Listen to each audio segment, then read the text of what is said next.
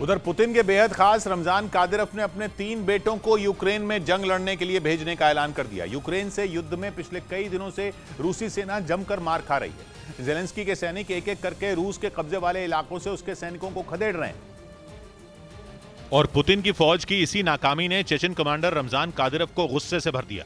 इसके बाद उन्होंने जो कदम उठाया उसने पूरी दुनिया को चौंका दिया। कादिरोव ने अपने 3 नाबालिग बेटों को जंग में उतारने का ऐलान कर दिया। उनके ये 3 बेटे अब यूक्रेन में जाकर जेलेंस्की के सैनिकों से मुकाबला करेंगे।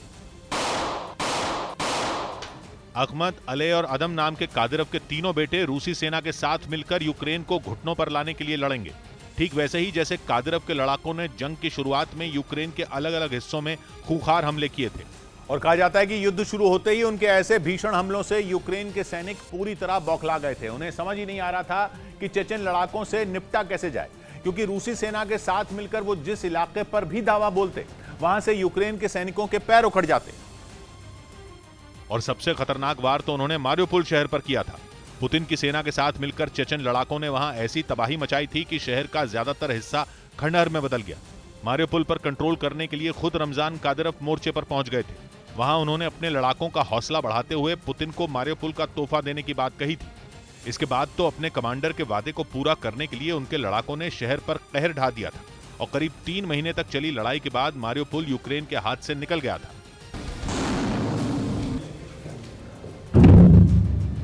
मारियोपोल की जंग के वक्त भी कादिरोव अपने 14 साल के बेटे अदम को लेकर वहां पहुंचे थे। तब कहा गया था कि उन्होंने अपने बेटे अदम को जंग में उतार दिया था।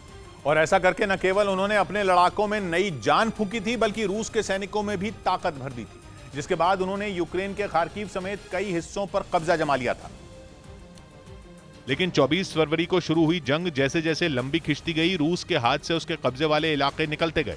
पश्चिमी देशों से मिले हथियारों का इस्तेमाल करके यूक्रेन के सैनिकों ने रूसी सैनिकों को कई शहरों से खदेड़ दिया। कहा जा रहा है कि पुतिन के सैनिकों का बुरा हाल देखकर ही कादिरोव ने जंग में अपना आखिरी दांव चल दिया। उन्होंने अदम के साथ अपने 2 और बेटों को यूक्रेन लड़ने के लिए भेजने का ऐलान कर दिया। जाहिर है कादिरोव जानते हैं कि उनके इस मास्टर स्ट्रोक का बड़ा असर हो सकता है, क्योंकि उनके लड़ाके अपने आका के बेटों को जंग के बीच देखकर कुछ भी कर गुजरने को तैयार हो जाएंगे। इसके साथ ही रूस के सैनिकों का भी हौसला बढ़ जाएगा। और माना जा रहा है कि रमजान कादिरोव ने जो कदम उठाया है वो आने वाले दिनों में यूक्रेन की सेना के लिए घातक साबित हो सकता है। कहा जाता है कि कादिरोव के बेटों की उम्र भले ही कम हो, लेकिन वो लड़ने में माहिर हैं, क्योंकि उन्होंने बचपन से ही चेचन लड़ाकों की तरह ट्रेनिंग ली है। हर तरह का हथियार चलाना सीखा है। खुद कादिरोव ने अपने बेटों की ट्रेनिंग का एक वीडियो जारी किया। वीडियो में उनके तीनों बेटे चेचन लड़ाकों के बीच खतरनाक हथियार चलाते नजर आए। राइफल हो या फिर रॉकेट लॉन्चर, कादिरोव के बेटे उनकी ट्रेनिंग लेते दिखाई दिए। उनका एक बेटा तो बख्तरबंद गाड़ी में लगी मशीन गन से ताबड़तोड़ फायरिंग करता नजर आया। और अब वो अपने इन्हीं 14, 15 और 16 साल के 3 बेटों को यूक्रेन की सेना से भिड़ने के लिए भेज रहे हैं।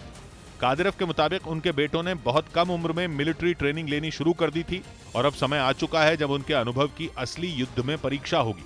यानी कादिरोव ने साफ कर दिया कि यूक्रेन की जंग में रूसी सेना के साथ उनके बेटे भी कंधे से कंधा मिलाकर लड़ेंगे। और इसके साथ ही उन्होंने एक बार फिर यह बता दिया कि पुतिन के लिए वो कुछ भी कर सकते हैं। और इसी वजह से उन्हें पुतिन का बेहद करीबी माना जाता है। कादिरोव की ताकत का अंदाजा इसी बात से लगाया जा सकता है कि वो अकेले शख्स हैं जिन्होंने जंग की रणनीति पर सवाल उठा दिए थे। वो कई बार रूसी सेना को फटकार तक लगा चुके हैं, लेकिन पुतिन की तरफ से उनके विरोध में कभी कोई बयान नहीं आया। और अब कादिरोव के इस ऐलान के बाद रूस में उनकी जय जयकार हो रही है। रूस के लोग इसे कादिरोव का सबसे बड़ा त्याग मान रहे हैं। तीनों बेटों को जंग में भेजने का ऐलान करके कादिरोव रूस के हीरो बन गए, लेकिन उनके इस फैसले पर सवाल भी उठ रहे हैं।